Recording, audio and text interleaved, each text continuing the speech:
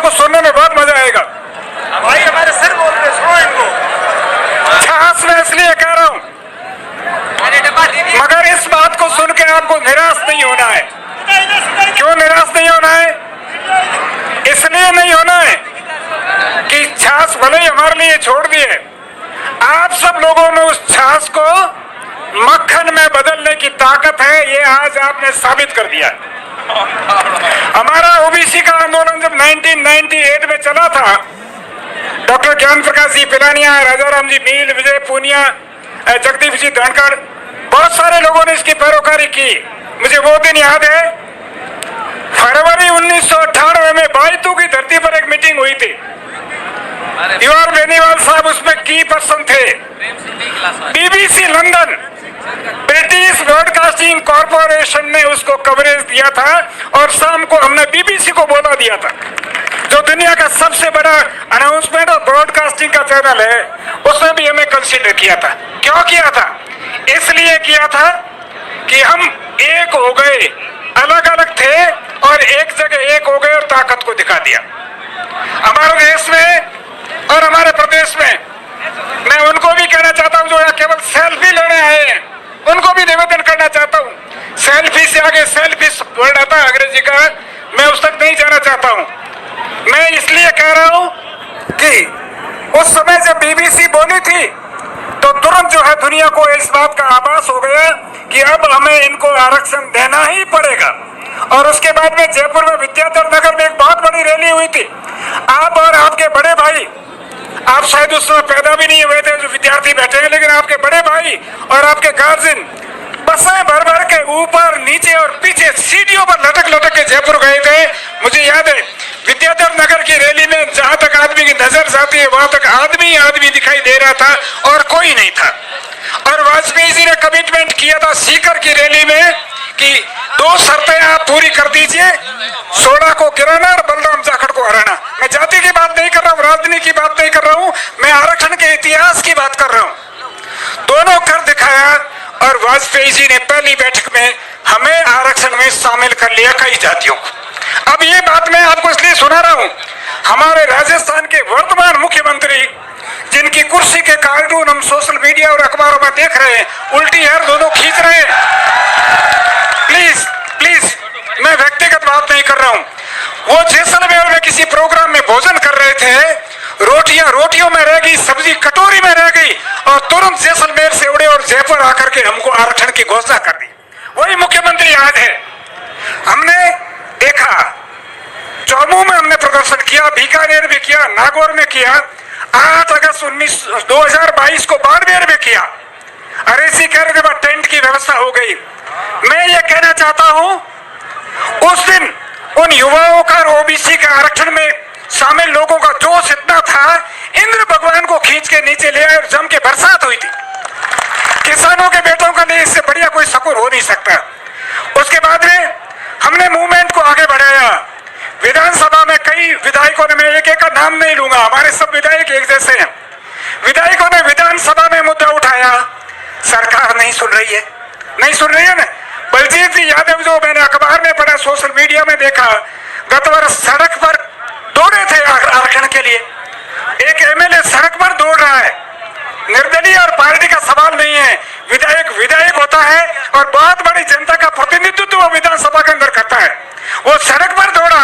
हमारे कमोबेश 18 विधायकों ने इस विधानसभा में इस विषय पर बात रखी और ध्यान आकर्षण किया सरकार का। हम आज हजारों की संख्या में आज सड़कों पर पड़ाव डाले हुए हैं और राजाराम जी मील हजारों मीलों चल लिए इस कारवा को लेकर के, पूरे राजस्थान में घूम लिए, सबको एक एक को बता दिया कि हमारी समस्या क्या है, हमारी प्रॉब्लम क्या है। और जस्साराम जी ने अपने बात में, जस्साराम जी को बहुत तजुर्बा है, मैं उनका सम्मान करता हूँ, सत्कार करता हूँ। उनकी एक बात से मैं सहमत नहीं हूँ। सहमत क्या नहीं हूँ? उन्होंने कहा ब्यूरोक्रेसी गड़बड़ कर रही है, सरकार तो चाहती है। अब मुझे ये बात समझ में बहुत कम आ रही है। मैं जस्साराम जी पर टिप्पणी नहीं करता हूँ, मुझे ये बात बहुत कम समझ में आ रही है। सेठ तो कम भाव में माल बेचना चाहता है, मुनीम नहीं चाहता, ये बात मेरे नहीं जचती। क्यों? मुनीम को तनख्वाह तो सेठ ही देता है ना। सेठ के जब मन में उमंग, मुनीम की कोई औकात नहीं है कि वो किसी काम को रोक दे। हमारी बातों को सुन नहीं रही है। हाँ सरकार को सुनना पड़ेगा। मैं ये बात आप सबको इसलिए कह रहा हूं कि सरकार को हमें सुनना पड़ेगा। क्यों? क्योंकि हमारे यहाँ पर प्रजातांत्रिक सिस्टम है और ईवीएम की जो बीप है, ईवीएम की जो ध्वनि है, वो सरकार को तय करती है। सरकार का भाग्य ईवीएम से तय होता है और ईवीएम का बटन हमारा वोटर दबाता है, हम दबाते हैं, जनता दबाती और आप दबाते हो। 2023 आगे, इसके मैंने बाड़मेर में भी ये बात कही थी। इसके 3 समाधान हो सकते हैं। या तो हम सरकार से निवेदन करें, सरकार संवैधानिक दायरे में रहते हुए, नियम कानून को मानते हुए हमारी बात को मान ले और जो जायज चीज है उसको लागू करे। क्यों? राजस्थानी में कहावत है, जिस परिवार का मुखिया अपने परिवार के सदस्यों के साथ भेदभाव करता है ना, लंबे समय तक वो मुखिया नहीं रह पाता है। और जो माँ अपने बेटे और बेटियों में दूध गाते समय टिपरी मलाई टाल टाल गाते नहीं, माँ घने दिन तक भी परिवार को भलो नहीं कर सके। अब अपने यहाँ सरकार है, टिपरी मलाई टाल टाल लाडलो दूध गातन की कोशिश करे और बिलो ने इच्छा देने की कोशिश करे। सरकार को समझा देंगे हम और आप सब मिलकर के सरकार को समझा देंगे। अभी बहुत सारे वक्ताओं ने बात की, मैं पीछे खड़ा खड़ा सुन रहा था, समझ रहा था। भाई मैं आपसे ये कहना चाहता हूं, मेरी तो उम्र 60 साल से ऊपर हो गई है। कोई अगर गलत बात कह दूं, राजस्थानी में कहावत है, साठी ने बुद्ध नाठी। समझ में आएगी नहीं आपको बात? लेकिन तजुर्बा एक बहुत बड़ी चीज होती है। तजुर्बा किताबों में नहीं होता और दुकानों पे बिकता नहीं है। जिंदगी के बहुत सारे बसंत गाड़ने के बाद में आदमी को तजुर्बा आता है। मैं तजुर्बे की बात कर रहा हूं। या बाड़मेर से ज्यादा आए, सीकर से कम आए, ये कोई मतलब नहीं रखता। चित्तौड़गढ़ से कौन आया, राजसमंद से कौन आया, अलवर से कौन आया, ये भी कोई मतलब नहीं रखता। इस सरकार को झुकाने के लिए दूसरा तरीका सड़कों पर प्रदर्शन है जो हम कर रहे हैं, और तीसरा तरीका 2023 में विधानसभा के चुनाव की घोषणा होगी। याद रखना, हम ओबीसी के लोग बहुत ही भोले लोग हैं, भूलते जल्दी है, याद नहीं रहता है। दिल में लकीर खींच लेना, कोयले से भींत पर लकीर खींचते हैं। वैसे अगर ये सरकार हमारा नहीं मानती है तो हमारे न तो कोई कांग्रेस से धर्मेला है और न ही कोई बीजेपी से फेरा खाया हुआ है। समझ में आई बात आपको? हमारे वो बच्चे, अरे वाह भाई वाह, इस आदमी को मजा आ गया।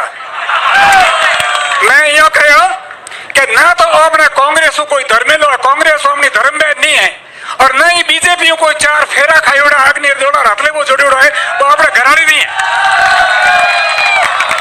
अपने तो दूसरे के हक में हम कभी भी हाथ नहीं डालते।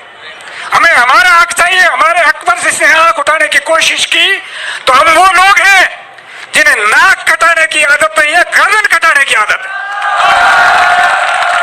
देख लीजिए आप इतिहास उठा करके।